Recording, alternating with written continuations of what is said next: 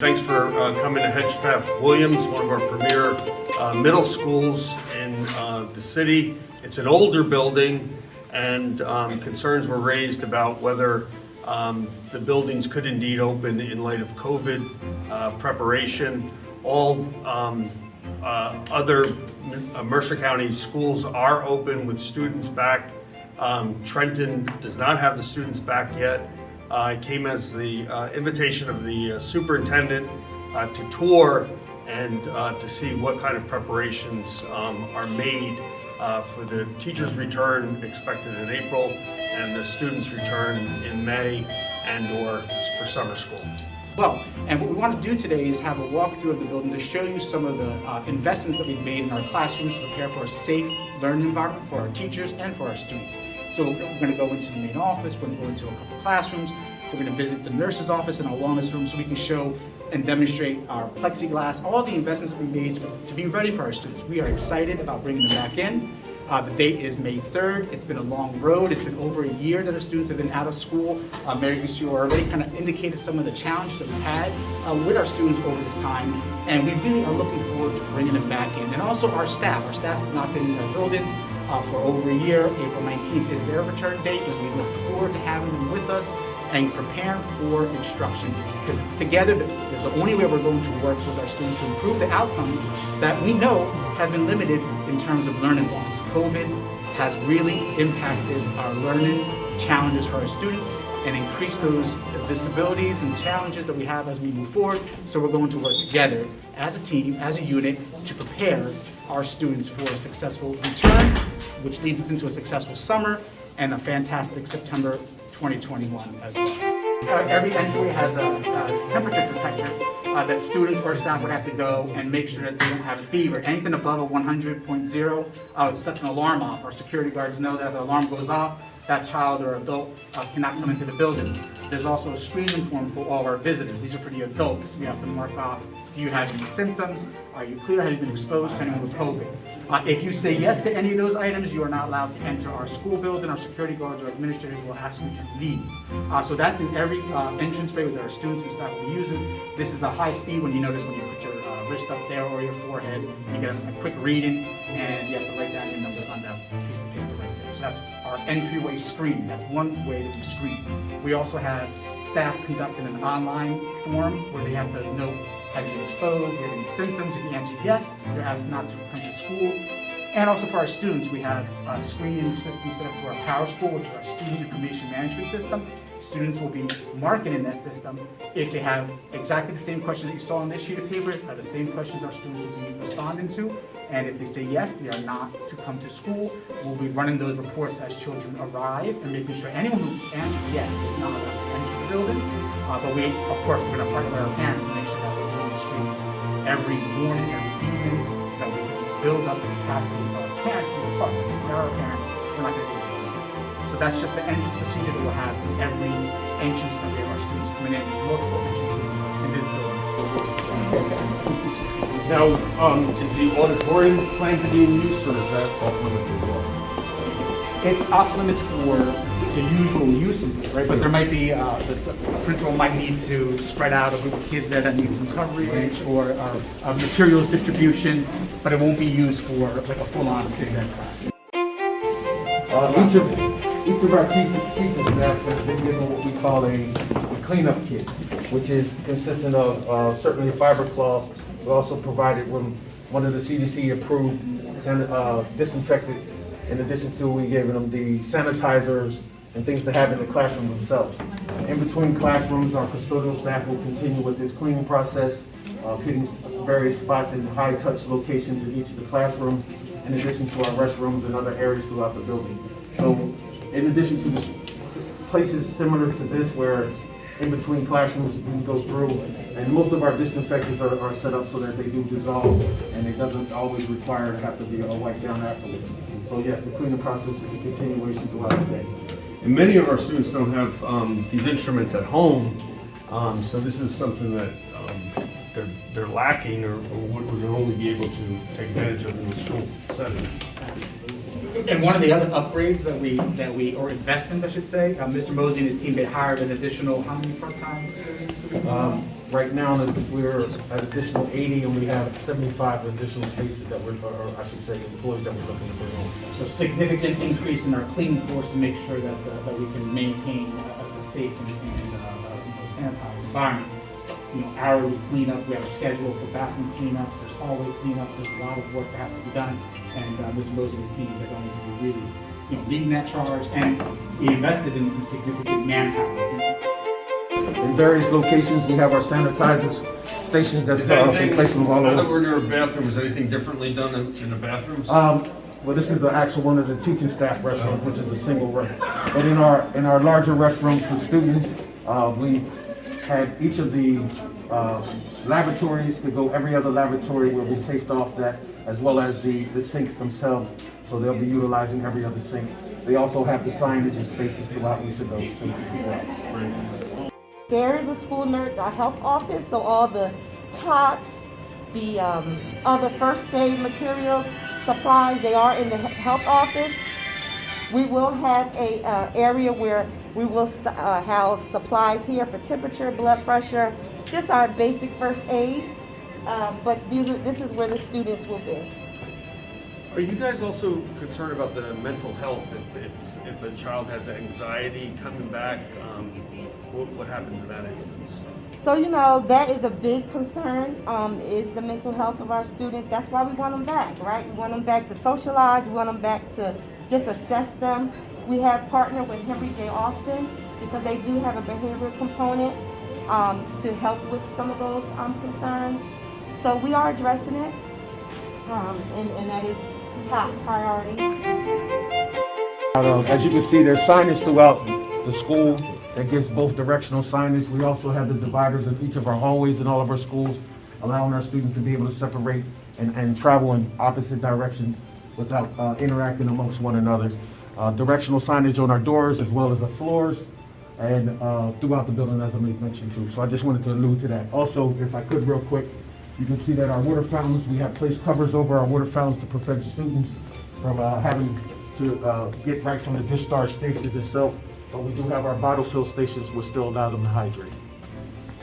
So we'll be encouraging students to make sure they bring water bottles with them so they can use the bubblers, get a nice filtered water, but they can't put their mouth actually on the faucet. So Yep. can we address will they be having lunches in their classroom? Is there an eating area? How do you guys organize? So- how will they have, say, lunch and breaks? Great Where would that take place? Right, so breakfast, when kids arrive, our students will have a grab-and-go breakfast. That'll happen, and that'll occur in the classroom, in their first period room.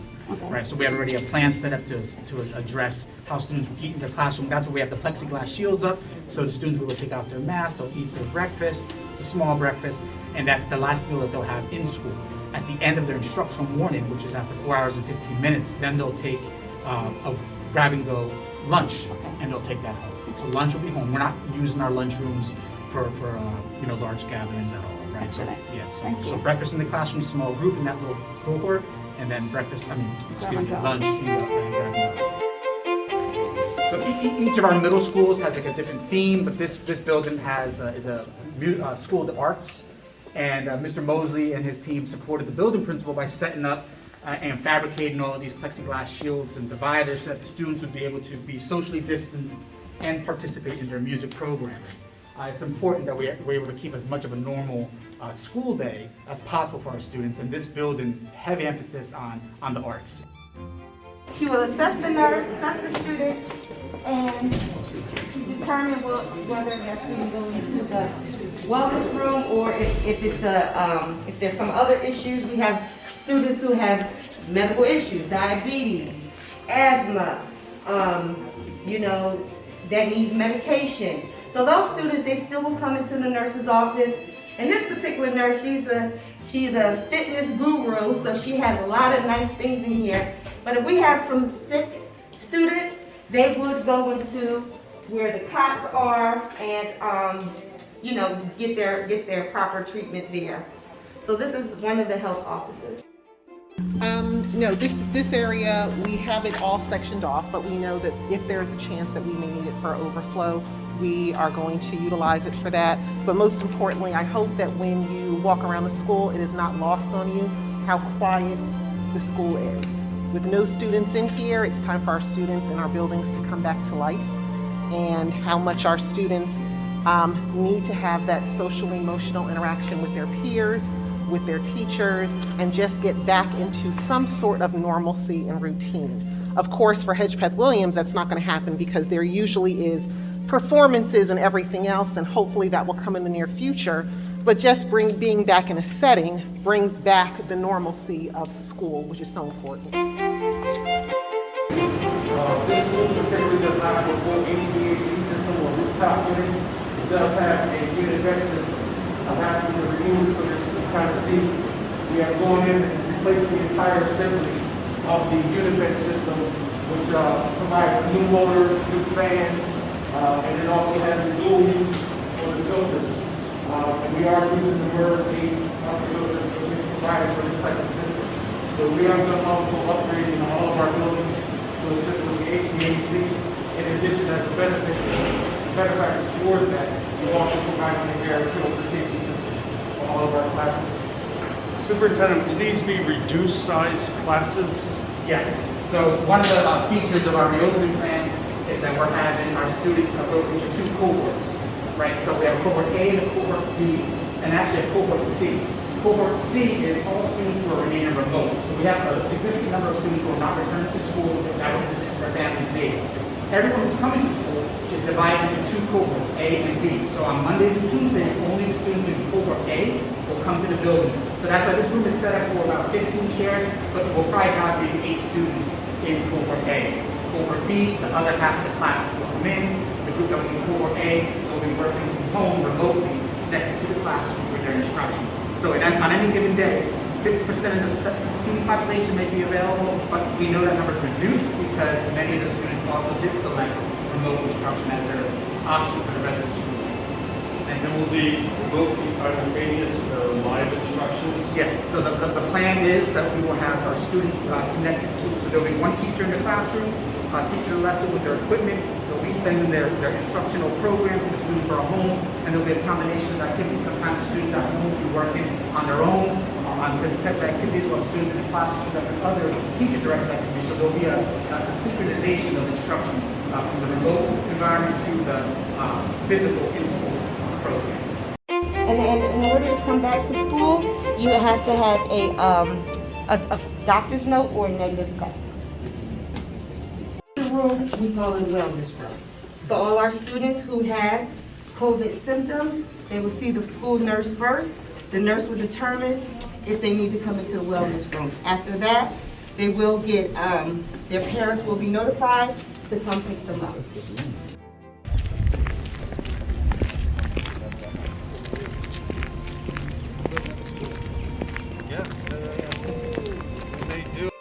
Our instructional framework, the way we are designing our instructional day, we have time and opportunities for teachers to bring students, to give them breaks. Kids need breaks from their masks, adults need breaks sometimes from these masks, so you can get a little breath of fresh air. They'll come outside. There's a huge amount of space out here that they're able to use, kind of spread out. We're talking about possibly bringing in some additional items out here to make it a little bit more comfortable. There's also some portable hand washing stations that we're looking at as well, right? We have both portable sanitizer stations in addition to portable hand washing stations that connects to any of the hose beds, which allows the students to wash their hands while they're outside as well. Before going back into the room. Thank you very much. So this is just a nice space. Staff members, would you like to receive the vaccine? We're not getting much of a response because either we provided it to you already in the month of February, early March, or the teachers were able to actually receive the vaccine from one of the local providers. So it's a credit to the city of Trenton and to your leadership as well and your team that helped us really coordinate, with our local health officials and providers and partners to really push this forward. So our teachers, a significant percentage, I don't have the exact percentage to give to you, I wanted to get that number so I can hand it off to you. I'll be able to provide that later on, but we know we're definitely way over 50% of our staff, possibly even over 70% of our staff have received the vaccine at this point. And when we say staff, we're not talking just, it's teachers, it's paras, it's our nurses, our custodians. We made a heavy push early on for our custodians, secretaries, bus drivers, everyone who touches kids some way, somehow, our maintenance staff as well, they received the vaccination and had opportunities. Some staff chose not to receive it, and that's okay. because it's not mandated to have a vaccine to work, but we highly encourage, every adult to make an informed decision for themselves. You can see all the challenges, making them familiar with the procedure. Like it or not, the governor has said that all students will be back in school, in learning in September. I think this is a responsible way of gradually reabsorbing the student body, of having the teachers come back to the classroom come day one in September. But all that said, I've been continuing to meet with the teachers as well. We continue to meet, follow the science, and I think all of us, whether you're a teacher or a superintendent or a mayor, we want the child to be the paramount concern for learning.